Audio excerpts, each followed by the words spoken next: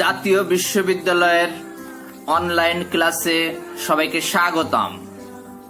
করোনাকালীন শিক্ষা কার্যক্রম চলমান রাখার স্বার্থে জাতীয় বিশ্ববিদ্যালয়ের উদ্যোগে অনলাইন ক্লাসে সংযুক্ত হতে পেরে আমি আনন্দিত। মাননীয় উপাচার্য মহোদয় এবং সকল কলাকুশলীদের প্রতি কৃতজ্ঞতা ও ধন্যবাদ জ্ঞাপন করছি। সবাইকে স্বাস্থ্যবিধি মেনে চলার আহ্বান জানাচ্ছি।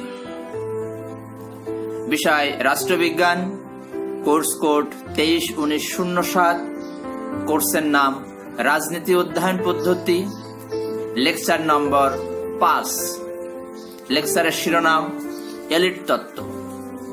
শিক্ষকের নাম মোহাম্মদ আবু হেনা মুস্তফা কামাল, সহকারী অধ্যাপক, রাষ্ট্রবিজ্ঞান বিভাগ, সরকারি MM কলেজ, যশোর।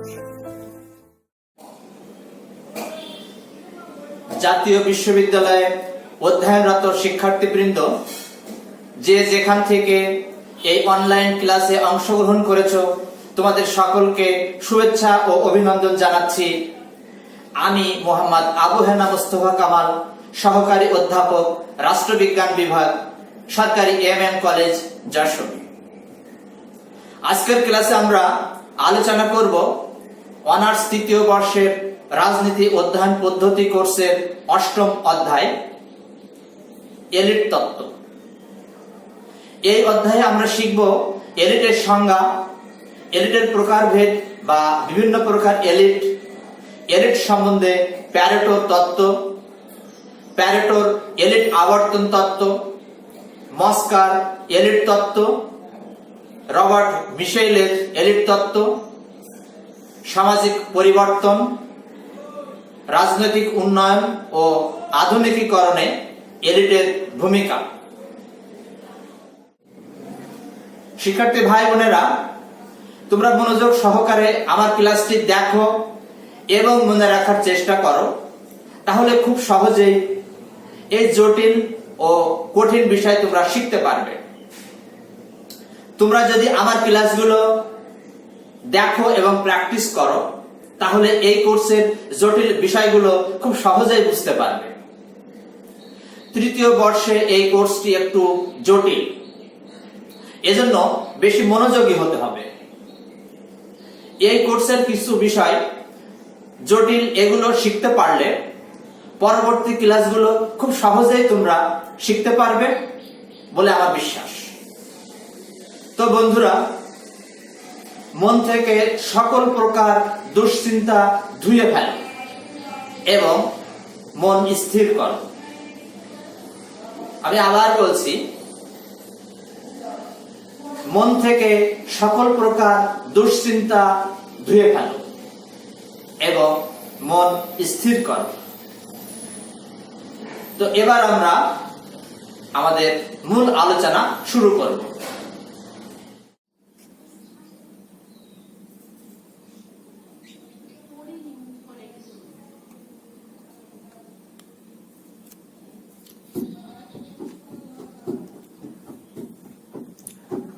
কোর্স শিরোনাম রাজনীতি অধ্যয়ন পদ্ধতি, কোর্স কোড 23-19-07, ক্লাস নম্বর 5, অধ্যায় 8, আলোচ্য বিষয় এলিট তত্ত্ব।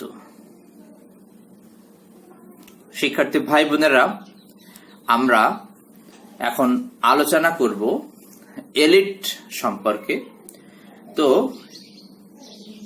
এলিটের সংজ্ঞা আলোচনায় আমরা বলতে পারি যে ইংরেজি এলিট শব্দটি ফরাসি শব্দ থেকে এসেছে। ফরাসি ভাষায় এর অর্থ হচ্ছে চয়েস, যার ইংরেজি প্রতিশব্দ চয়েস। বাংলায় এর অর্থ পছন্দ, বাছাই বা মনোনয়ন। ফরাসিরা এলিট বলতে কোনো শ্রেণী বা ব্যক্তি সমষ্টির বাছাইকৃত বা শ্রেষ্ঠতম অংশকে বুঝাতো। সপ্তদশ শতাব্দীতে উৎকৃষ্ট মানের পণ্য সামগ্রী বোঝাতে শব্দটি ব্যবহৃত হতো।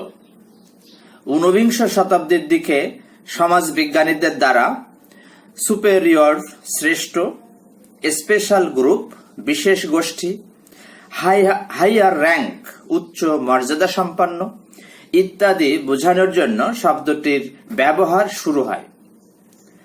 বিশেষ করে সমাজবিজ্ঞানী প্যারেটো ও মস্কা সমাজের শ্রেষ্ঠতম ব্যক্তি বা ব্যক্তিবর্গকে বোঝানোর জন্য এলিট শব্দের প্রচলন করেন। সাধারণত এলিট বলতে সমাজের মুষ্টিমেয় ব্যক্তিবর্গকে বোঝায় যারা স্ব ক্ষেত্রে সর্বাধিক মর্যাদার অধিকারী ও প্রভাবশালী।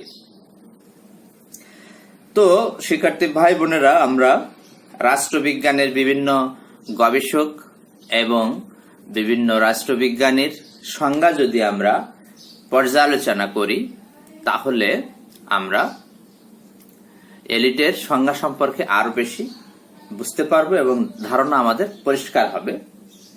যেমন ভিলফ্রেডো প্যারেটো বলেছেন, এলিট হচ্ছে সে সকল সফল ব্যক্তিবর্গ যারা সমাজে এবং পেশাগত ক্ষেত্রে সর্বোচ্চ স্তরে অবস্থান করে। মিলস মনে করেন যারা সামাজিক স্তর বিন্যাসে নেতৃত্বপূর্ণ অবস্থানে থাকেন তারাই এলিট। তিনি আরো বলেন, এলিটরাই হচ্ছেন সমাজের উচ্চ পদ ও সম্পদের মালিক। তো এভাবেই আমরা এলিটের সংজ্ঞা দিতে পারি এবং বলতে পারি যে স্ব ক্ষেত্রে দক্ষতায় ও যোগ্যতায় শ্রেষ্ঠ, প্রভাবশালী ও প্রাধান্য বিস্তারকারী মুষ্টিমেয় ব্যক্তিবর্গই হচ্ছে এলিট। এবং এলিটের সংজ্ঞা থেকে আমরা এলিটের কতগুলো ক্রাইটেরিয়া আমরা পাবো, যেগুলো থাকলে তিনি বা তারা এলিট হবেন। যেমন এলিট হলো স্বতন্ত্র গুণাবলী ও যোগ্যতা সম্পন্ন ব্যক্তিবর্গ। এরা খুবই সংখ্যালঘিষ্ঠ শ্রেণী। এলিটরা শাসন ক্ষমতার শীর্ষে অবস্থান করেন, স্ব ক্ষেত্রে প্রভাব বিস্তার করেন। এদের মধ্যে গোষ্ঠী অনুভূতি প্রবলভাবে বিদ্যমান থাকে। সমাজের বিভিন্ন ক্ষেত্রে এলিটদের অস্তিত্ব অপরিহার্য।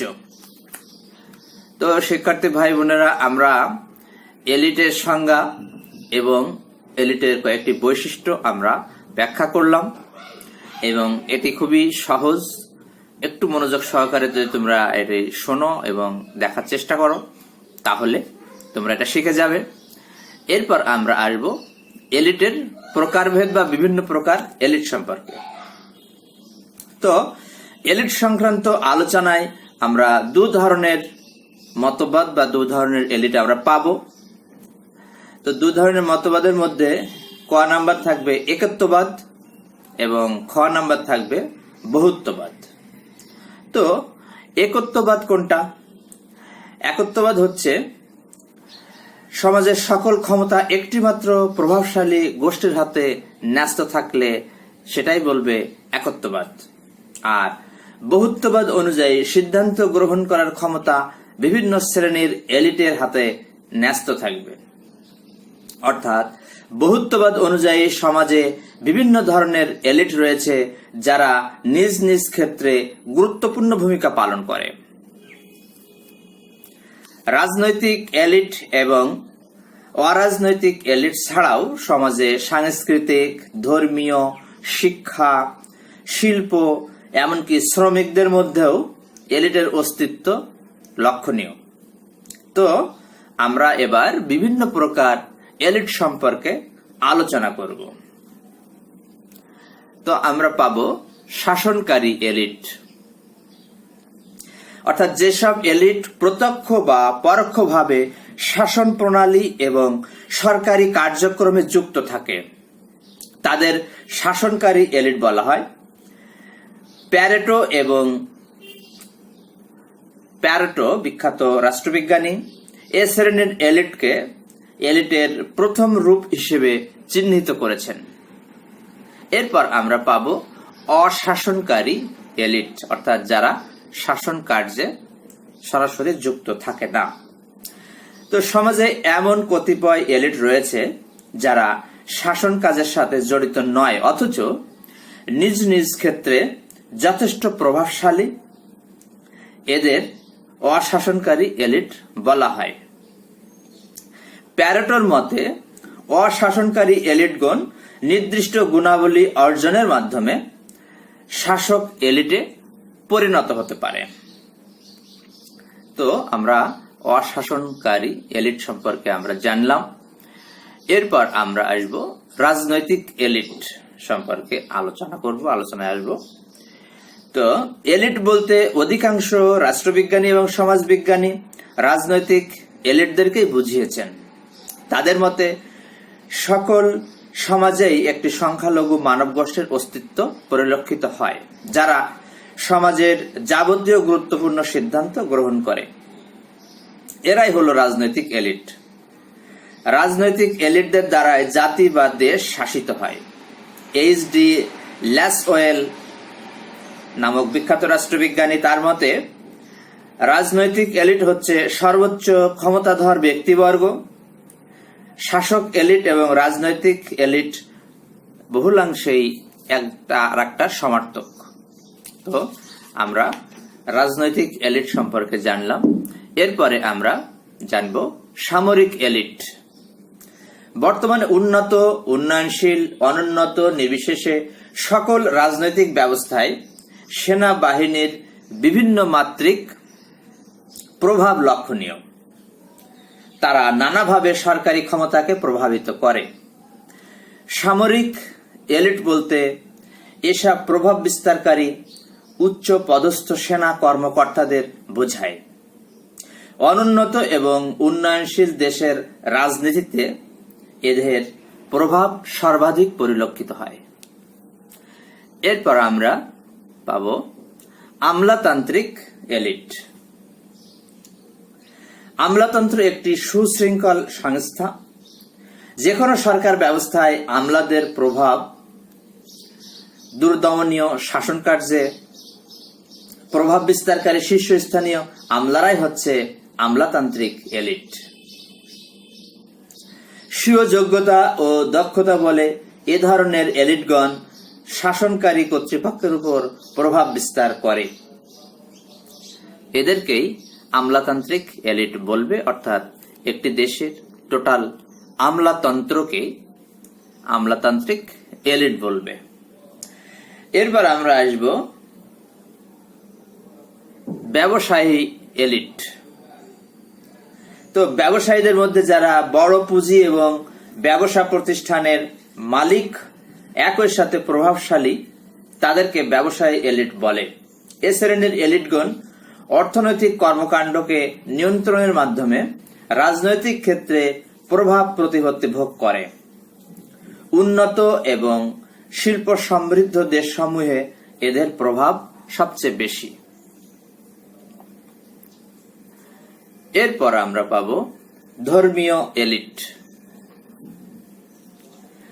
সব সমাজেই কতিপয় ধর্মীয় ব্যক্তিবর্গকে যথেষ্ট প্রভাবশালী হতে দেখা যায়। স্বীয় অনুসারী এবং সমাজে এদের প্রভাব প্রতিপত্তি লক্ষণীয়। ফলে যেসব ধর্মীয় নেতৃবৃন্দ সামাজিক এবং রাজনৈতিক ক্ষেত্রে যথেষ্ট প্রভাব বিস্তার করতে সক্ষম, তাদের ধর্মীয় এলিট বলে গণ্য করা যায়। এরপর আমরা পাব শিক্ষা সংস্কৃতি এলিট।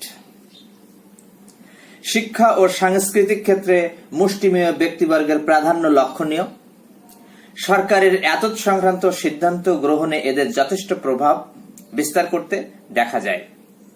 এ ধরনের শিক্ষা সংস্কৃতি কর্মী এবং বুদ্ধিজীবীগণ যারা শিক্ষা ও সংস্কৃতিকে যথেষ্ট নিয়ন্ত্রণ করতে সক্ষম, তাদের বলা হয় শিক্ষা সংস্কৃতি এলিট।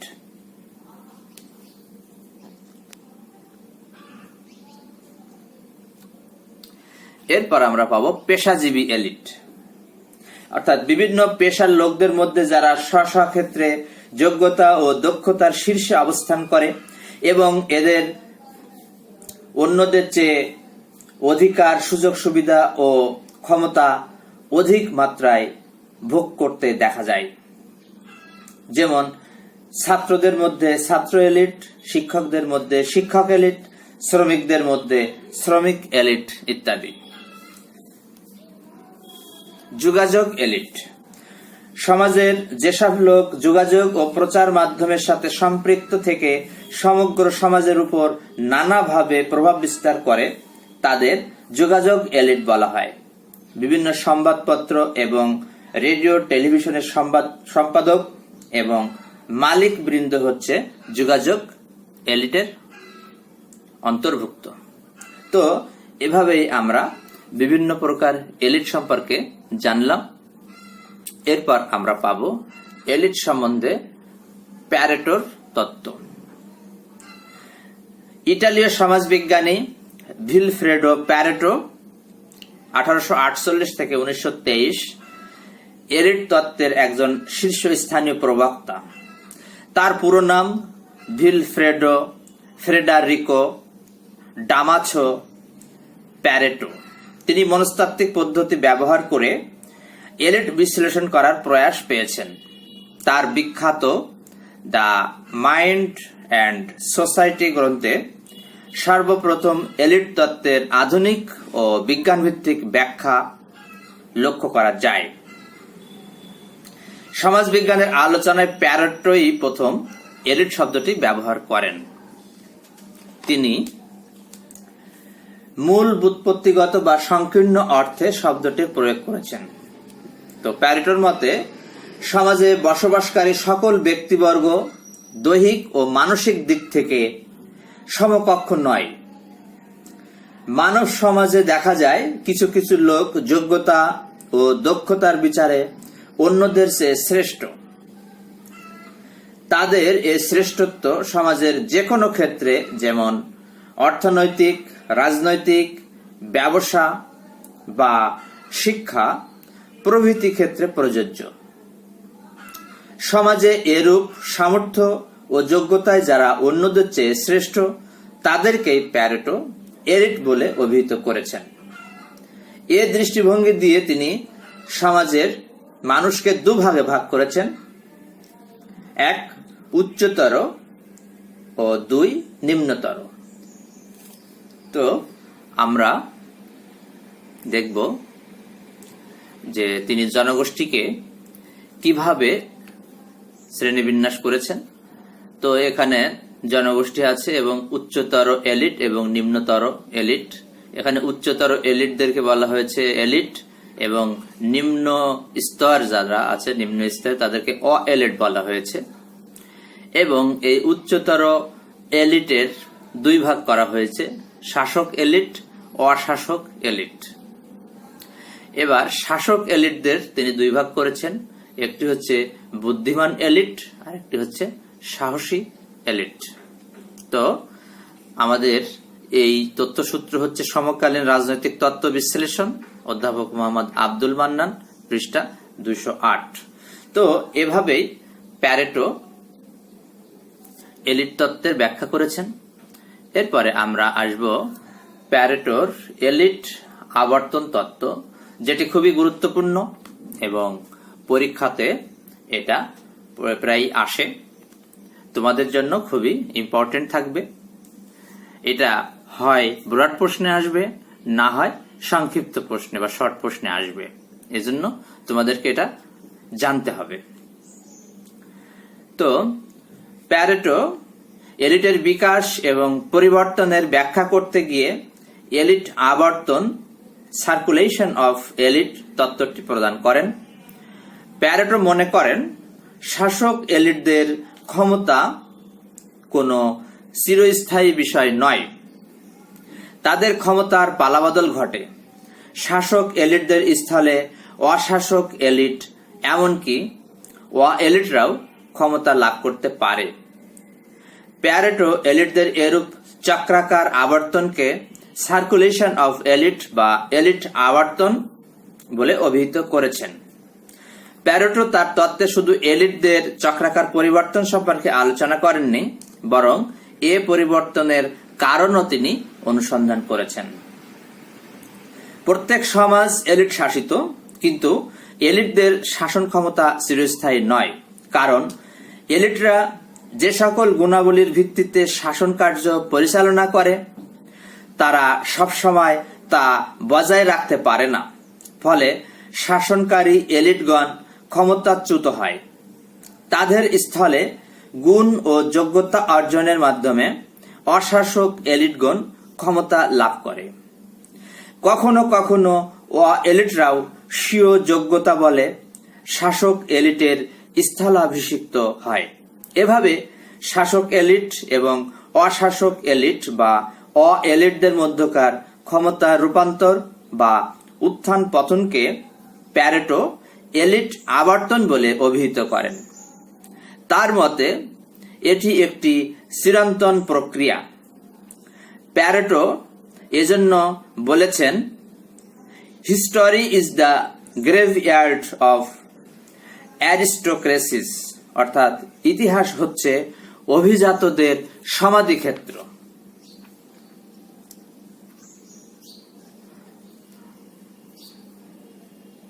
তো প্যারেটো তার যে এলিট আবর্তন, সেই আবর্তনের ধরন ব্যাখ্যা করেছেন। তো প্যারেটো তার এলিট আবর্তন তত্ত্বে প্রধানত দুই ধরনের আবর্তনের কথা বলেছেন। এক নাম্বার আমরা পাব শাসক এলিটদের মধ্যে আবর্তন। এ ধরনের আবর্তন ঘটে সাহসী এলিট ও বুদ্ধিমান এলিটদের মধ্যে। প্যারেটো তার এলিট সংক্রান্ত আলোচনায় দেখিয়েছেন, এলিটগণ দুই উপায়ে ক্ষমতায় অধিষ্ঠিত থাকতে পারে, যথা এক বা ক, সঠতা বা ছলচাতুরির মাধ্যমে, ও খ, শক্তি প্রয়োগের মাধ্যমে। প্রথম উপায় অবলম্বনকারী এলিটদের তিনি ফটকাবাজ বলেছেন। এরা মেকিয়াভেলি বর্ণিত ফক্স বা শ্রীগালের ন্যায়। আর দ্বিতীয় উপায় অবলম্বনকারীগণ হচ্ছে লায়ন বা সিংহের অনুরূপ। প্যারেটো এদের নাম দিয়েছেন লগ্নিকারী। এ ধরনের এলিটের মধ্যে ক্ষমতার পালা বদলের ধরন সাহসী এলিটদের ক্ষেত্রে হয় বৈপ্লবিক আকারের, আর বুদ্ধিমান এলিটদের বেলায় হয় ধীরে ধীরে। প্যারেটোর মতে এ পরিবর্তন আংশিক বা সম্পূর্ণরূপে হতে পারে। জিরান্ড প্যারি একটি রেখাচিত্রের সাহায্যে বিষয়টি উপস্থাপন করার চেষ্টা করেছেন। আমরা সেই রেখাচিত্রটা একটু দেখব। তো এখানে খেয়াল করো শিক্ষার্থী ভাই বোনেরা, বুদ্ধিমান ও সাহসী এলিটের মধ্যে আবর্তনটা দেখানো হয়েছে। তো এখানে আছে লায়ন এবং এখানে আছে ফক্স, এ বি সি, একটা থেকে আরেকটায় যাচ্ছে।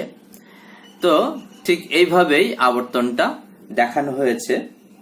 এটা জেরিয়ান্ড প্যারি এটা রেখাচিত্রের মাধ্যমে উপস্থাপন করেছেন।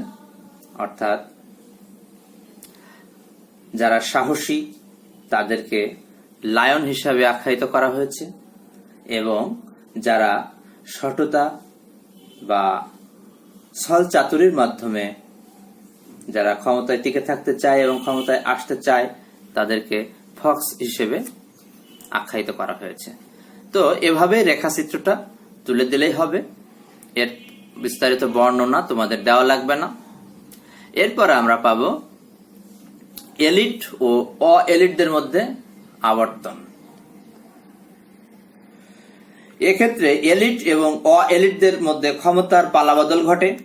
এটি আবার দু ধরনের হতে পারে, যথা ক, এলিট শ্রেণীর কিছু মানুষ উচ্চতর যোগ্যতা ও গুণাবলীর জোরে এলিট শ্রেণীর অন্তর্ভুক্ত হতে পারে। এলিটরা একত্রিত বা সংগঠিত হয়ে প্রতিষ্ঠিত এলিটদের অপসারণের মাধ্যমে ক্ষমতা দখল করতে পারে।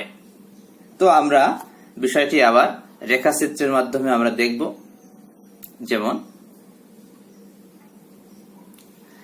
এলিট ও এলিটদের মধ্যে ক্ষমতার যে আবর্তনটা, এখানে যদি এলিট থেকে শুরু করি তাহলে এলিটরা এলিটে চলে যাচ্ছে।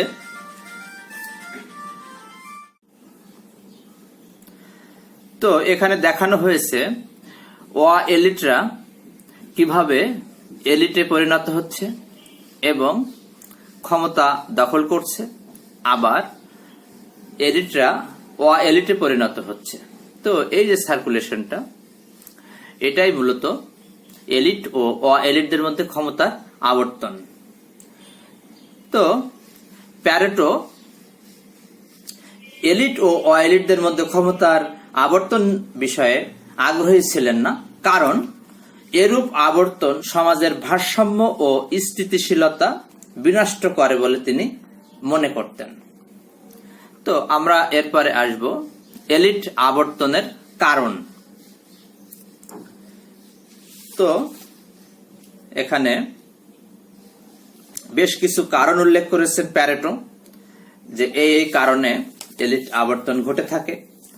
তো আমরা পাব সমন্বয় সাধনের গুণাবলী।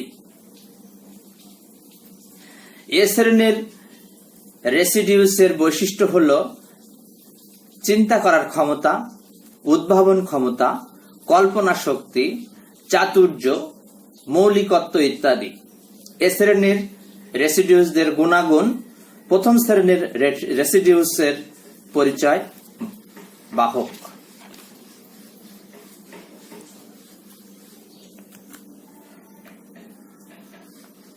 এরপর আমরা পাব অধ্যাবসায়ের গুণাবলী। এ শ্রেণীর রেসিডিউস প্রথম শ্রেণীর রেসিডিউসের বিপরীত ধর্মী।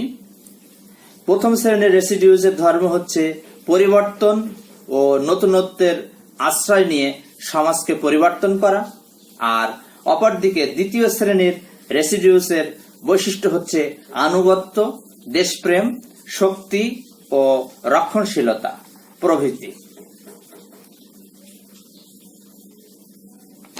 তো বন্ধুরা, প্যারেটো এলিটদেরকে রেসিডিউস হিসেবে আখ্যায়িত করেছেন, এজন্য এখানে রেসিডিউস শব্দটি ব্যবহার করা হয়েছে, অর্থাৎ তিনি প্রথম শ্রেণীর এবং দ্বিতীয় শ্রেণীর রেসিডিউস উল্লেখ করেছেন। এরপর আসবে মেলামেশার গুণাবলী। তো এ ধরনের রেসিডিউসের কারণে মানুষ সমাজবদ্ধ জীব হিসেবে বাস করে, বিশেষ করে বিভিন্ন সামাজিক, রাজনৈতিক, ধর্মীয় এবং স্বেচ্ছাসেবী সংগঠন এ রেসিডিউসের কারণেই গড়ে ওঠে। তো প্যারেটো তার যে আলোচনা, সেই আলোচনায় 6টি ক্যাটাগরিতে ভাগ করেছেন রেসিডিউসদের, অর্থাৎ এই রেসিডিউসের কারণেই মূলত এলিট আবর্তনগুলো হয়ে থাকে। তো আমরা সেই 6 ধরনের রেসিডিউস আলোচনা করছি। এখানে আমরা 3টা আলোচনা করে ফেলেছি। এরপরে আমরা 3 নম্বর আলোচনা, 2টা আলোচনা করেছি, এবার 3 নম্বরে আসব। এ ধরনের রেসিডিউসের কারণে মানুষ সমাজবদ্ধ জীব হিসেবে বাস করে, বিশেষ করে বিভিন্ন সামাজিক, রাজনৈতিক, ধর্মীয় এবং স্বেচ্ছাসেবী সংগঠন এ রেসিডিউসের কারণেই গড়ে ওঠে। কর্মক্ষমতার গুণাবলী, এটা 4 নম্বর রেসিডিউস। এ ধরনের রেসিডিউস মানুষের ভাবাবেগের সাথে যুক্ত। প্যারেটোর মতে মানুষ তার ভাবাবেগকে প্রকাশ করে অনেক সময় তার চাহিদার প্রয়োজনে, যেমন কোন দাবির প্রেক্ষিতে আন্দোলন সংগ্রাম পরিচালিত হয়, সেটা গুণাবলীর উপরে নির্ভর করে, কর্মক্ষমতার গুণাবলীর উপরে নির্ভর করে। এরপরে আসবে সংহতি সাধনের গুণাবলী। এ ধরনের রেসিডিউস সমাজের ভারসাম্য রক্ষার সাথে সম্পৃক্ত। প্যারেটো যে সমস্ত রেসিডিউস সমাজে পরিবর্তনের বিরোধী, সেগুলোকে এ শ্রেণীভুক্ত করেছেন। প্যারেটোর মতে যে সমস্ত ব্যক্তি সমাজের স্থিতিশীলতার বিরুদ্ধে কাজ করে, এ ধরনের রেসিডিউস তাদের শাস্তির ব্যবস্থা করে। এরপর 6 নম্বর রেসিডিউস আমরা পাব, যে প্যারেটোর মতে এ ধরনের রেসিডিউস মানুষের যাবতীয় চিন্তা এবং তত্ত্বকে প্রভাবিত করে। জৈব রাসায়নিক কারণে মানুষের মধ্যে কামনা বাসনার সৃষ্টি হয়, যা মানব সমাজের অস্তিত্বের জন্য অপরিহার্য। সর্বকালের মানুষের মধ্যে এটি বিদ্যমান।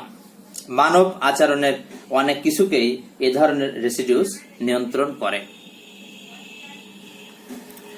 তো এর মধ্যে প্রথম ও দ্বিতীয় শ্রেণীর রেসিডিউস তথা সমন্বয় সাধনের গুণাবলী এবং অধ্যবসায়ের গুণাবলী কে এলিট আবর্তনের ব্যাখ্যা করার ক্ষেত্রে প্যারেটো প্রাধান্য দিয়েছেন।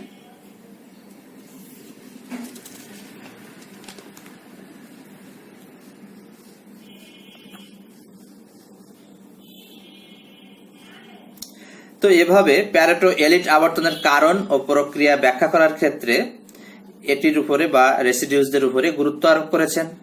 তো প্যারেটোর মতে রেসিডিউস হচ্ছে মানুষের যে সেসব সহজাত প্রবৃত্তি বা গুণাবলী যার সাহায্যে সে ক্ষমতার শীর্ষে আরোহণ করে। তো এভাবেই আমরা প্যারেটোর এলিট আবর্তন তত্ত্বটি আমরা আলোচনা করলাম। আমরা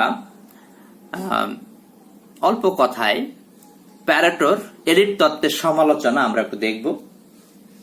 তো প্যারেটোর বিভিন্ন ভাবে প্যারেটোর এই তত্ত্বটি সমালোচিত হয়েছে।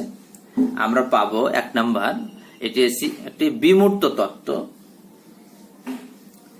প্যারেটোর এলিট তত্ত্বের বিরুদ্ধে একটি বড় অভিযোগ হচ্ছে এটি একটি বিমূর্ত তত্ত্ব। তিনি শাসক এবং অশাসক এলিটদের মনস্তাত্ত্বিক পরিবর্তন দ্বারা আবর্তন ব্যাখ্যা করতে গিয়ে ডিরাইভেশন এবং রেসিডিউসের কথা উল্লেখ করেছেন, কিন্তু ডিরাইভেশন এবং রেসিডিউসের সুস্পষ্ট ব্যাখ্যা দিতে সমর্থ হননি। ফলে এ সম্পর্কে তিনি বাস্তব দৃষ্টিভঙ্গি গড়ে তুলতে ব্যর্থ হন। তারপরে 2 নম্বরে পাবো অপর্যাপ্ত। প্যারেটো এলিট আবর্তনে যে ব্যাখ্যা দিয়েছেন তা খুবই অপর্যাপ্ত, কারণ তার তত্ত্বে কোনো সর্বজনীন সূত্র করা যায় না। এরপরে আসবে সব ক্ষেত্রে প্রযোজ্য নয়, অর্থাৎ প্যারেটোর যে এলিট তত্ত্ব, এলিট আবর্তন তত্ত্ব, সেখানে তিনি দেখিয়েছেন যে এক সময় আবদ্ধ গোষ্ঠীর অবসান ঘটে এবং তারা শাসক এলিটের মর্যাদা লাভ করে, কিন্তু তার এই তত্ত্ব সব ক্ষেত্রে প্রযোজ্য নয়। বিশেষ করে ভারতের জাতিবর্ণ প্রথাভিত্তিক সমাজে তার এ তত্ত্ব অচল। এরপরে আমরা পাবো আংশিক ব্যাখ্যা। প্যারেটো এলিটদের চক্রাকারে আবর্তনের কারণ হিসেবে মনস্তাত্ত্বিক উপাদানের কথা বলেছেন। তিনি কিন্তু এর পাশাপাশি আর্থসামাজিক কাঠামোর শক্তিসমূহের যে ভূমিকা থাকতে পারে তা তিনি উল্লেখ করেননি। এরপর আমরা পাবো অনৈতিহাসিক, অর্থাৎ প্যারেটোর এলিট তত্ত্বের সিদ্ধান্ত সমূহ সর্বক্ষেত্রে ঐতিহাসিক তথ্য উপাত্ত দ্বারা সমর্থিত নয়। কোন সমাজে এলিটদের উদ্ভবের কোন ঐতিহাসিক ব্যাখ্যা তার তত্ত্বে পাওয়া যায় না। এ কারণে অনেকেই তার মতবাদকে অনৈতিহাসিক আখ্যা দিয়েছেন। তো এভাবেই বিভিন্ন সমালোচকের দৃষ্টিতে আমরা প্যারেটোর এলিট তত্ত্বের আলোচনা করলাম। তো সমালোচনা সত্ত্বেও এলিট সংক্রান্ত গবেষণায় প্যারেটোই এগিয়ে এবং তার মাধ্যমেই মূলত আমরা এলিটের আলোচনা পাই। এজন্য প্যারেটোর এলিট তত্ত্ব আমাদের রাষ্ট্রবিজ্ঞান আলোচনায় খুবই গুরুত্বপূর্ণ। এরপর আমরা আলোচনা করব মস্কার এলিট তত্ত্ব। তো প্যারেটোর ন্যায় গাইটানো মস্কাও ছিলেন একজন মৌলিক এলিট তাত্ত্বিক। 1858 সালে তিনি ইতালির প্যালারামো নামক এক দ্বীপে জন্মগ্রহণ করেন। তো তার যে বইটি ইতালি ভাষায় রচিত, কিন্তু পরবর্তীতে 1939 সালে দ্য রুলিং ক্লাস নামে এটি অনুদিত হয়। এই গ্রন্থে তিনি চীন, জাপান, ভারত, আমেরিকা ও উত্তর আমেরিকার ইতিহাস পর্যালোচনার মাধ্যমে স্বীয় বা নিজের এলিট তত্ত্ব তুলে ধরেন। তো মস্কা এলিট শব্দটিকে শাসক গোষ্ঠীর সমর্থক হিসেবে বিবেচনা করেছেন। তার মতে সব সমাজেই 2 শ্রেণীর মানুষের অস্তিত্ব বিদ্যমান। এক শ্রেণীর এক শ্রেণীর শাসন করে, অন্যরা শাসিত হয়। যারা শাসন করে তারা সংখ্যায় মুষ্টিমেয়। এই মুষ্টিমেয় শ্রেণী সমাজের রাজনৈতিক কর্মকাণ্ড সম্পাদন করে এবং প্রভাব প্রতিপত্তি বজায় রাখে, ফলে এরাই সমাজের সর্বোচ্চ সুবিধাভোগী। মস্কা এদেরকে রাজনৈতিক শ্রেণী নামে অভিহিত করেছেন।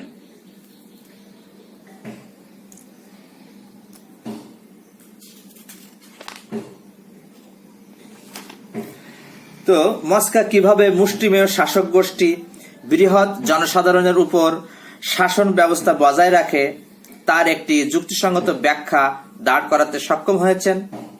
এক্ষেত্রে তিনি দুইটি পন্থার উল্লেখ করেছেন। এক, রাজনৈতিক সূত্র প্রয়োগ করে শাসক শ্রেণী নিজেদের শাসনের বৈধতা দেওয়ার চেষ্টা করে। এক্ষেত্রে তাদেরকে ন্যায় নীতির আশ্রয় গ্রহণ করতে দেখা যায়।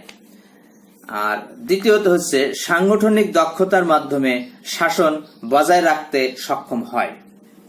তো এভাবেই আমরা মস্কার এলিট তত্ত্ব আলোচনা করতে পারি। এরপর আমরা আসব রবার্ট মিশেলের এলিট তত্ত্ব। জার্মান সমাজবিজ্ঞানী ও অর্থনীতিবিদ রবার্ট মিশেলস এলিট সম্পর্কে গুরুত্বপূর্ণ মতামত প্রদান করেছেন। 1911 সালে প্রকাশিত তার political parties, a sociological study of the oligarchical tendencies of modern democracy নামক গ্রন্থে এতদ সংক্রান্ত ব্যাখ্যা তিনি তুলে ধরেন। মস্কার ন্যায় এলিট বিশ্লেষণে মিশেলসও ছিলেন সাংগঠনিক পদ্ধতির অনুসারী। এলিট সংক্রান্ত তার বিখ্যাত মতবাদ গোষ্ঠীতন্ত্রের লৌহবিধি নামে পরিচিত। এ তত্ত্বের মাধ্যমে তিনি সংখ্যাগরিষ্ঠ মানুষের উপর স্বল্প সংখ্যক মানুষের আধিপত্যকে ব্যাখ্যা করার চেষ্টা করেছেন। তো আমরা এবার আলোচনা করব গোষ্ঠীতন্ত্রের লৌহবিধিটি কি। এটা খুবই ইম্পর্টেন্ট, তোমাদের পরীক্ষাতে কয়েকবার এটা এসেছে এবং আসবে। তো মস্কার গোষ্ঠীতন্ত্রের লৌহবিধির মাধ্যমে তার এলিট সংক্রান্ত ধারণার বহিঃপ্রকাশ ঘটেছে। এলিট বা কতিপয় ব্যক্তির কর্তৃত্ব বিশ্লেষণ করতে গিয়ে তিনি দুটি বিষয়ের অবতারণা করেন, যে কতিপয়ের শাসন এবং সংগঠন। এই দুইটি তিনি বলেছেন। তার মতে প্রত্যেক রাজনৈতিক ব্যবস্থা কিছু সংখ্যক ব্যক্তিবর্গের শাসনের উপর প্রতিষ্ঠিত। কিছু সংখ্যক ব্যক্তি বলতে তিনি মস্কার রাজনৈতিক শ্রেণী কিংবা প্যারেটোর শাসক এলিটদের এবং সংগঠন বলতে বিশেষত রাজনৈতিক দলকে বুঝিয়েছেন। তার মতানুসারে প্রত্যেকটি সামাজিক সংগঠন পরিচালিত হয় কতিপয় বিশেষ বিধিবিধানের দ্বারা। এই বিধিবিধানকে তিনি নাম দিয়েছেন গোষ্ঠীতন্ত্রের লৌহ বিধি। তিনি মনে করেন যে দলীয় সংগঠনের জন্য কতিপয় ব্যক্তির শাসন বা কর্তৃত্ব হচ্ছে একটি অনিবার্য বিষয়। গোষ্ঠীতন্ত্রের লৌহবিধি বিশ্লেষণ করলে দেখা যায় গণতান্ত্রিক ব্যবস্থায় রাজনৈতিক দল হচ্ছে অপরিহার্য বিষয়। রাজনৈতিক দলকে বাদ দিয়ে আধুনিক রাজনীতির কথা কল্পনা করা যায় না। আর রাজনৈতিক দলের মধ্যে সর্বদা অল্প সংখ্যক ব্যক্তিবর্গের কর্তৃত্ব ও নেতৃত্ব বজায় থাকে। মিশেলের ভাষায় প্রত্যেক রাজনৈতিক দলে নেতৃত্ব দান করে কতিপয় ব্যক্তি। ফলে দলীয় সংগঠনের অধীনে গণতন্ত্রের প্রকৃত রূপ হচ্ছে কতিপয় ব্যক্তিবর্গের শাসন।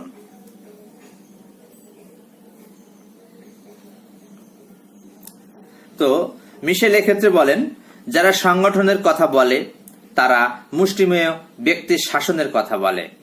একইভাবে মিশেলস দেখিয়েছেন লৌহ বিধি অনুসারে রাষ্ট্র বা সরকার মুষ্টিমেয় একদল লোকের সংগঠন ছাড়া আর কিছু নয়।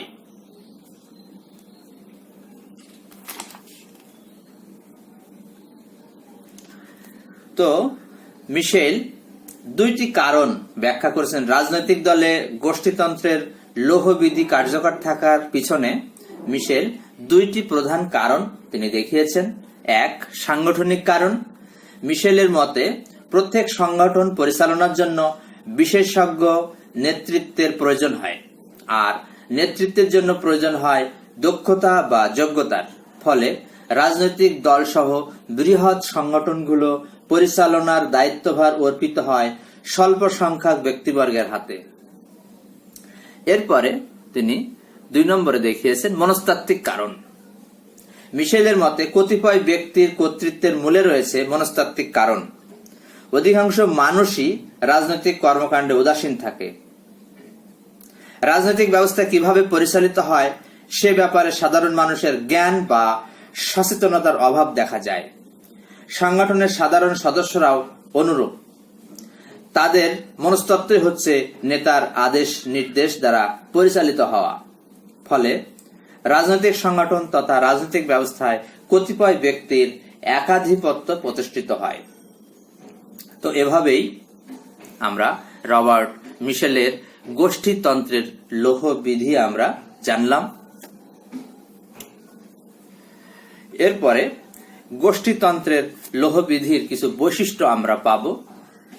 যেমন এখানে নেতৃত্বের উৎপত্তি ও স্থিতিস্থাপকতা থাকবে, আমলাতন্ত্রের বিকাশে এটি সহায়ক হবে, চূড়ান্ত লক্ষ্যের স্থলে গৌণ লক্ষ্যের প্রাধান্য পাবে, মতাদর্শের ক্রমবর্ধমান কঠোরতা থাকবে, সংগঠনের সাধারণ সদস্যদের স্বার্থের উপর নেতৃত্ব প্রদানকারীদের স্বার্থের প্রাধান্য দেয়া হবে, নীতি নির্ধারণের ক্ষেত্রে সাধারণ সদস্যদের অংশগ্রহণ থেকে বঞ্চিত করা হবে বা করা হয়, ক্ষমতার কেন্দ্রীকরণ ঘটে, বিরোধী দলীয় নেতৃত্বের সাথে ক্ষমতাসীন নেতৃত্বের আপোষ এখানে দেখা যায়।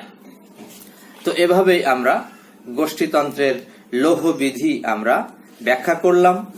এরপরে আমরা পাব সামাজিক রাজনৈতিক উন্নয়ন ও আধুনিকীকরণে এলিটের যে ভূমিকা এটি।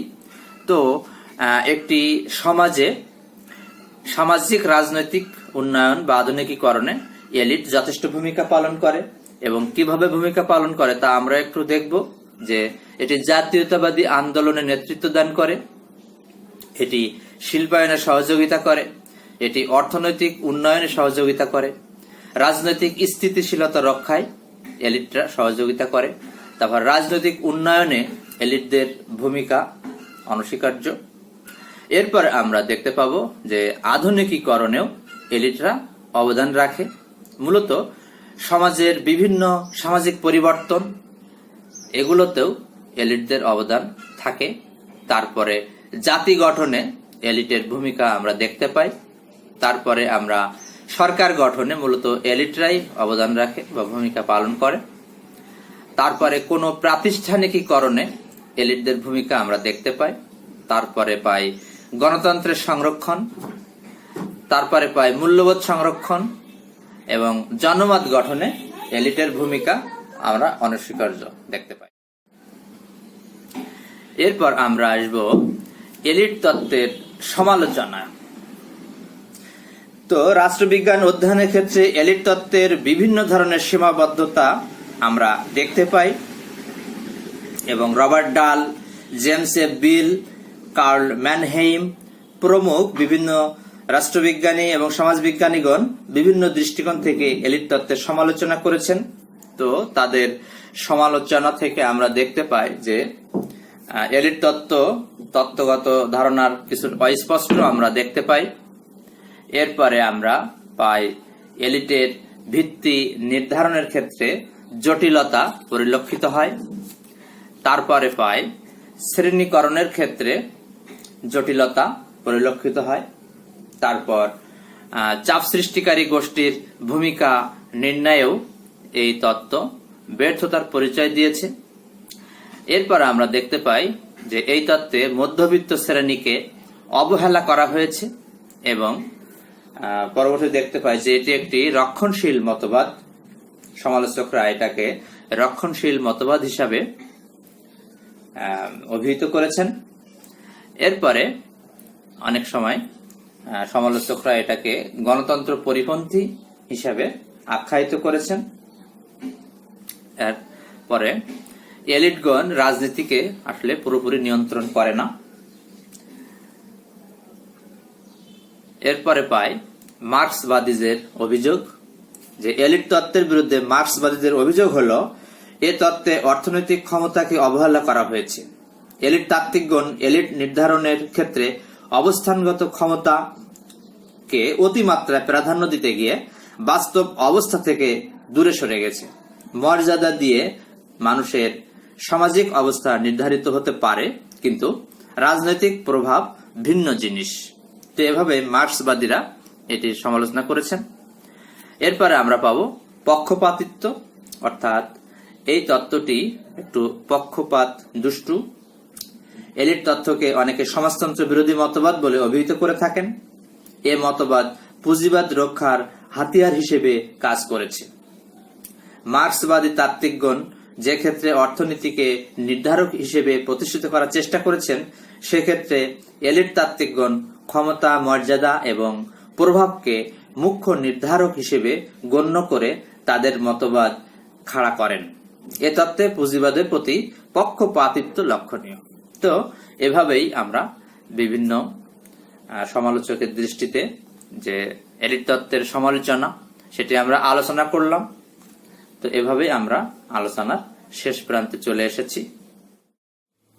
শিক্ষার্থী ভাই বোনেরা, আজকের ক্লাস থেকে আমরা শিখলাম এলিটের সংজ্ঞা, এলিটের প্রকারভেদ বা বিভিন্ন প্রকার এলিট সম্বন্ধে প্যারেটোর তত্ত্ব, প্যারেটোর এলিট আবর্তন তত্ত্ব, মস্কার এলিট তত্ত্ব, রবার্ট মিশেলের এলিট তত্ত্ব, সামাজিক পরিবর্তন, রাজনৈতিক উন্নয়ন ও আধুনিকীকরণে এলিটের ভূমিকা। ক্লাসটিতে কোনো কোনো বিষয় অস্পষ্ট এবং কারিগরি ত্রুটি থাকতে পারে। শিক্ষার্থী ভাই বোনেরা, যে বিষয়গুলো তোমরা বুঝতে পারবে না সেগুলো মূল বইতে একটু দেখে নিও। মূলত শেখার ইচ্ছা থাকলে খুব সহজেই শিখতে পারবে। এতক্ষণ ধৈর্য ধরে আমার ক্লাসটি দেখার জন্য তোমাদেরকে অনেক অনেক ধন্যবাদ। সকলের সুস্বাস্থ্য ও মঙ্গল কামনা করে এবং তোমাদের উজ্জ্বল ভবিষ্যৎ কামনা করে আজকের মতো শেষ করছি। আল্লাহ হাফেজ।